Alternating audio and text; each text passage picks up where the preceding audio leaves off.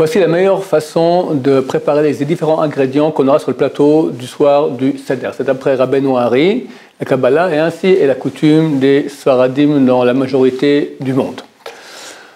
Tout en haut, correspondant aux 3 premières sphères des 10 sphères, parce qu'on a ici, on a 9 ingrédients correspondant aux 9 sphères. On prend depuis Chorma, Bina, Dat, etc. On arrive 9, et le plateau lui-même, c'est la Malchut la plus basse qui contient le tout. Le soir du Seder, on fait descendre un très grand flux de lumière d'après un certain ordre, d'où le mot Seder. Seder signifie ordre. Et ce flux doit descendre vers nous jusqu'à notre âme. On fait 64 mitzvot ce soir, comme ça dit le Gaon de Vilna. Et donc il est important d'avoir ce plateau. Il est important aussi de laisser les ingrédients sur le plateau durant tout le soir du Seder. Alors on a ici en haut 3 matzot. Si on a une matzah qui est un peu fendillée, comme c'est le cas ici, vous voyez elle est un peu fendillée ici, c'est bien de la mettre au milieu parce qu'elle sera utilisée après pour faire le yachat, c'est-à-dire pour couper la matzah en deux. Donc mieux prendre la fendillée déjà pour cela, vu que de toute façon on va la couper. À droite, on a, si possible, un bras d'un mouton qu'on aura grillé. On l'a grillé spécialement pour vous aujourd'hui. On l'utilisera aussi un autre soir du Seder B'ezrat Hashem. Sinon, de la viande grillée. Il y en a qui mettent des ailes de poulet, ce n'est pas notre coutume. La coutume de Sfaradim, c'est que ce soit de la viande grillée. Ensuite, ici à gauche, on aurait pu mettre de la viande bouillie, mais on met des œufs.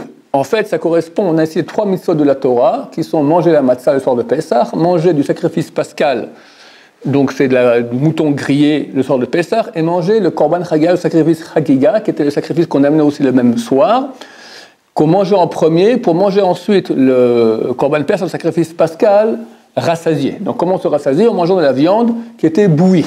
Alors on peut mettre de la viande bouillie, la coutume est de mettre des œufs. Pourquoi des œufs? Pour 2 raisons. D'abord, en hébreu, en araméen plutôt, les œufs se disent « baé », et « baé » signifie « il a voulu ». Dieu a voulu nous sauver. Donc en souvenir de cela qui a voulu nous sauver, on met les œufs du côté gauche en haut. Deuxième raison, on aurait pu mettre, comme je dis, de la viande bouillie. On préfère mettre des œufs bouillis pour nous rappeler que le temple n'est pas reconstruit. On aurait dû avoir normalement le korban chagiga ici. Et l'œuf est un signe d'amertume, un signe de deuil. Alors on met les œufs cuits. Et il y a un rapport aussi avec le 9 Av qui tombe toujours le même jour que Pessah. Cette année, Pessah est Shabbat. Donc on sait que le 9 Av sera aussi un jour de Shabbat. Donc il y a un petit rapport, pour ça qu'on met les œufs en signe de rappel de la destruction du temple. Ensuite, au centre et en bas, on aura de la laitue. En fait, on appelle ça le maror. Il y a 5 sortes de maror. La préférable est la laitue. Si on peut avoir une laitue arabe, elle est plus amère que la laitue européenne, c'est préférable. Mais attention, il faut bien vérifier qu'il n'y ait pas dedans des petites bestioles. Là, c'est la laitue Gush Katif qui est assurée sans bestioles. Il faut qu'elle soit mouillée. Quand on va manger le maror, il faut qu'il soit mouillé. Il est bien de mettre une endive ou quelques endives ici, bien qu'on ne va pas les manger. Dans l'ordre des 5 sortes de maror, le premier c'est la laitue, après c'est l'endive, après c'est le réfort, après c'est le chavchavri, on ne sait pas ce que c'est. Le maror, le vrai maror, c'est une sorte d'herbe sauvage qui est pleine de bestioles et qui est la 5e en priorité. Donc le mieux c'est vraiment la laitue, mais il est bien de mettre aussi ici des endives. Lorsqu'on fera le maror, on fera à partir d'ici. Quand on fera le korer, on prendra à partir d'ici. Ensuite, ici, à droite, on a la charoset. La charoset, c'est pour nous souvenir de l'esclavage en Égypte. On avait une sorte de ciment qu'on utilisait pour mettre les briques. Donc, comme du ciment, c'est pas liquide, c'est pas non plus trop solide, c'est un peu comme ça entre les deux. C'est un mélange de fruits concassés, des fruits par lesquels le peuple d'Israël a été loué, tels que la pomme, tels que les dattes. On met aussi du vin rouge, on met quelques noix, quelques noisettes. C'est bien de mettre des amandes, c'est bien de mettre du gingembre, les petits fils comme ça, que ça rappelle la paille qu'il y avait dans ce ciment. Et voilà, du sucre, du miel, enfin beaucoup de choses que les ménagères savent pour faire une bonne charoset qui soit douce et onctueuse.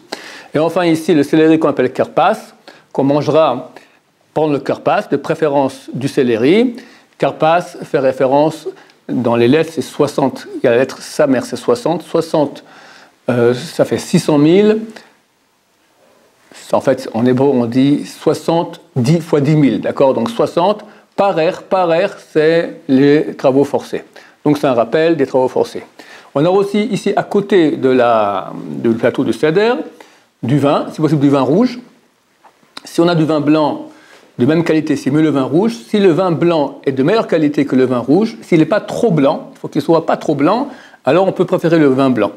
Mais d'habitude, on prend le vin rouge, qui rappelle aussi le sang de la souffrance qu'il y avait en Égypte. On a le verre de kidouche, et on a aussi un peu d'eau dans un verre avec lequel on pourra verser quelques gouttes d'eau dans le vin. On aura aussi de l'eau mélangée à du sel pour faire le karpas. D'autres mettent du vinaigre ou du jus de citron, mais il faut mettre en majorité d'eau pour qu'on puisse, la raison pour laquelle on trempe le karpas, le céleri dans l'eau, c'est pour faire une katedayim auparavant, se laver les mains.